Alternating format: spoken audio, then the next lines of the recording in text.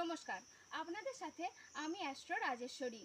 আপনি কি জানেন বাস্তু দোষ থাকলে আপনার আর্থিক উন্নতিতে নানা রকম বাধা বিপত্তি কিন্তু আসে। তাই আজকে বাস্তু সংক্রান্ত কিছু ঘরোয়া টিপস আপনাদের বলবো।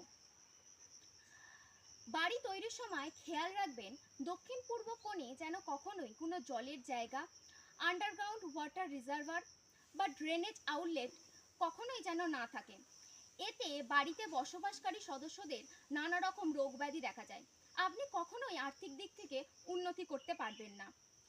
বাড়িতে সবসময় খেয়াল রাখবেন কখনো কোনো মন্দির, মসজিদ বা বড় গাছের ছায়া আপনার বাড়ির উপর না পড়ে।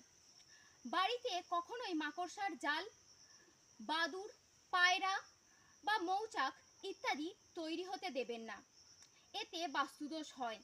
সর্বদা বাড়ির সদর দরজা এবং বাড়ির মধ্যে পরিষ্কার পরিচ্ছন্ন রাখার চেষ্টা করবেন। নমস্কার, সবাই ভালো থাকবেন, সুস্থ থাকবেন। আমার বলা এই টিপসগুলি ফলো করে দেখুন, অবশ্যই উপকার পাবেন। আর উপকৃত হলে ভিডিওটি শেয়ার করতে ভুলবেন না। ওম নমঃ শিবায়।